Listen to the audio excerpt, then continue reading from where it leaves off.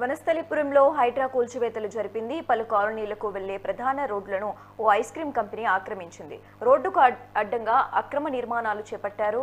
శ్రీరంగపురం కాలనీతో సుందరయ్య కాలనీ, అప్పిల్ colony, Lakshminagar colony, Indiramma కాలనీలతో పాటు సుమారు 7-8 కాలనీలకు వెళ్లే రహదారి కబ్జాకు గురైంది. దీని చుట్టూ కొంతమంది వ్యక్తులు ప్రహారీ గోడ నిర్మించారు.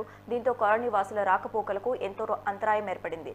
దీనిపై ముత్యాలమ్మ అనే మహిళ ఒంటరి పోరాటం చేస్తూ హైడ్రాకు ఇచ్చిన ఫిర్యాదుతో హైడ్రా అధికారులు స్పందించి ఈ అక్రమ నిర్మాణంగా చేపట్టిన ప్రహారీ గోడను కూల్చివేశారు. ఇది ప్రజలకు అవసరము, ప్రజలకు ఇబ్బంది పెట్టకండి అని చెప్పేసి ఎన్నోసార్లు అఖిలపక్షంగా అన్ని పార్టీలు ఆల్ పార్టీ కలిసి మేము ఎన్నోసార్లు బతిమాలిన వాళ్ళు వినవేయకుండా ఇవాళ గోడ కట్టడం జరిగింది. ఆ గోడ పైన ఎన్నోసార్లు పోరాటం చేసి లాస్ట్కు ఎవరైతే బాధ్యులు ఉన్నారో ప్లాట్ బాధ్యులు కానీ ఇక్కడ రోడ్ బాధ్యులు అందరూ కంప్లైంట్ ఇచ్చిన వాళ్ళు నిమ్మక నీరెత్తునే ఉన్నారు కానీ చర్య తీసుకోలేదు. ఈరోజు ఇక్కడ శ్రీరంగపురం కాలనీ ముత్యమమ్మ ఒక లేడీస్ మహిళ ఒంటరిగా పోరాటం చేసి ఈ యొక్క రోడ్ను హైడ్రా కంప్లైంట్ ఇవ్వడం ద్వారా, అలాగే జేఏసీ ద్వారా మాసప్ చెరువు జేఏసీ ద్వారా కూడా మేము ఆల్ పార్టీ జేఏసీ ఏర్పడినాము. ఆ జేఏసీ ద్వారా కూడా కంప్లైంట్ ఇచ్చాము.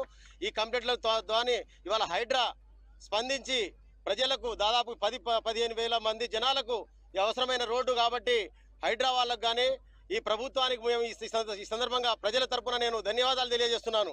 ఎందుకు టోటల్ అంటే ప్రైవేట్ ల్యాండ్ 2 ఎకరాల 26 గుంటలు అంటే ఇప్పుడు ఆయన ల్యాండ్ కొంచెం కానీ టోటల్ 5 ఎకరాలలో 2 ఎకరాల 26 గుంటలు వాళ్ళది.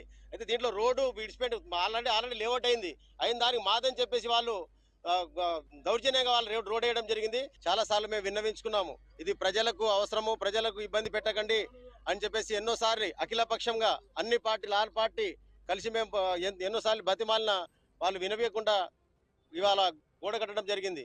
ఆ గోడ పైన ఎన్నోసార్లు పోరాటం